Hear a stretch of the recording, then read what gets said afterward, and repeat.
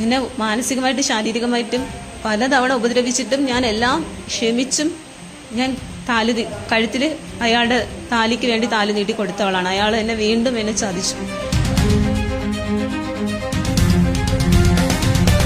എന്റെ ജീവൻ പോയാലും ഇവരെല്ലാവരാണ് ഉത്തരവാദികൾ. കാരണം പോലീസ് സ്റ്റേഷനിൽ നിന്ന് വന്നവരെല്ലാം ഇവരുടെ സൈഡായതുകൊണ്ട് എന്നെ മാക്സിമം ഇവിടെ നിന്ന് പുറത്താക്കാനാണ് ശ്രമിച്ചത്. തിരുവനന്തപുരത്ത് മലയൻകീഴ് പോലീസ് സ്റ്റേഷനിലാണ് അഞ്ജു എന്ന യുവതി നേരിട്ട പീഡന പരാതി പുച്ഛിച്ച് ചവറ്റുകൊട്ടയിൽ തള്ളിയത്.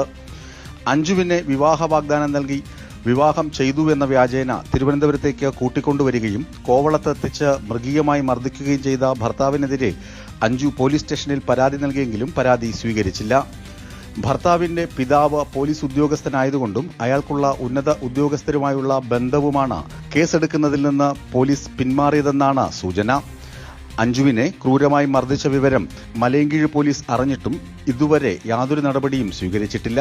പകരം അഞ്ജുവിനെ പ്രതിയാക്കാനാണ് പോലീസിന്റെ നീക്കം. അഞ്ജു ഞങ്ങൾക്ക് നൽകിയ അഭിമുഖം പൂർണ്ണരൂപത്തിൽ ഞങ്ങൾ പ്രേക്ഷകരിൽ എത്തിക്കുകയാണ്. സംസ്ഥാന ആഭ്യന്തര വകുപ്പും ഇക്കാര്യം ശ്രദ്ധയോടുകൂടി കണ്ട് വേണ്ടത് ചെയ്യുമെന്നാണ് ഞങ്ങളുടെ പ്രതീക്ഷ. എന്റെ പേര് അഞ്ജു. ഞാൻ 2013 ഒരു പയ്യനായിട്ട് ഇഷ്ടത്തിലായിരുന്നു. അയാൾ എന്നെ വിവാഹ വാഗ്ദാനം നൽകി ചതിച്ചു. ഞാൻ കേസ് കൊടുത്തു. അയാളുടെ വാക്ക് വിശ്വസിച്ച് എന്നെ കല്യാണം കഴിക്കാമെന്ന് പറഞ്ഞതിനാൽ ഞാൻ മൊഴി മാറ്റി പറഞ്ഞു. എന്നിട്ട് അയാൾ എന്നെ കല്യാണം കഴിച്ചില്ല. 2024 അയാൾ എന്നെ കല്യാണം കഴിച്ചു. അയാളുടെ പേര് ഷിബിൻ ഗോപൻ. വോക്സ് വാഗണിൽ നിരമൺകര ഷോറൂമിലാണ് വർക്ക് ചെയ്യുന്നത്. അയാളുടെ അച്ഛൻ റിട്ടയർഡ് പോലീസ് ഓഫീസറാണ് CB ഗോപൻ. അമ്മ നിർമ്മല. ചേട്ടൻ ഷിനോജ് ഗോപൻ ആർമിയിലാണ്. ഭാര്യ അശ്വിനി. ഇയാൾ എന്നെ 2024 കല്യാണം കഴിച്ചു.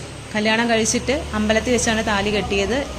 രജിസ്റ്ററിൽ ഇയാളെ ബുദ്ധിപരമായിട്ട് എന്നെക്കൊണ്ട് കൂടെ സാക്ഷികളില്ല എന്നും പറഞ്ഞ് എന്നെക്കൊണ്ട് സൈൻ ചെയ്യിപ്പിച്ചില്ല. അത് കഴിഞ്ഞ് ഇയാൾക്കൊരു വേറെ റിലേഷൻ ഉണ്ടെന്ന് എനിക്ക് മനസ്സിലായി.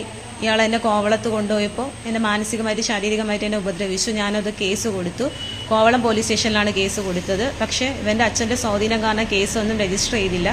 പിന്നെ ഞാൻ DGPക്കും മിനിസ്റ്റർക്കെല്ലാം മെയിൽ അയച്ചാണ് അവരെന്നെ കേസ് രജിസ്റ്റർ ചെയ്യാൻ വിളിച്ചത്.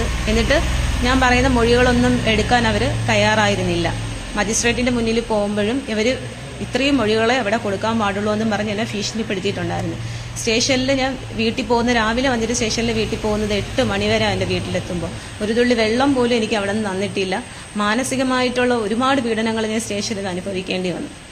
എന്നിട്ട് ഞാൻ ഈ പയ്യനായിട്ട് ഈ വീട്ടിൽ വന്ന് ഞാൻ താമസിച്ചു. ഞാൻ ഈ പയ്യൻ്റെ വീട്ടിൽ മലയൻകീഴ് മണിയറവിള കുരിശിപ്പാടിൻ്റെ അടുത്താണ് പയ്യൻ്റെ വീട്. ഞാൻ ഇവിടെ വന്ന് താമസിച്ചിട്ട് ഈ പയ്യൻ പറഞ്ഞു, നമുക്ക് വേറെ വീട് മാറാം, തൽക്കാലം നീ വീട്ടിൽ പോയി നിൽക്ക്, നമുക്ക് എല്ലാ സീറോയും തുടങ്ങണം.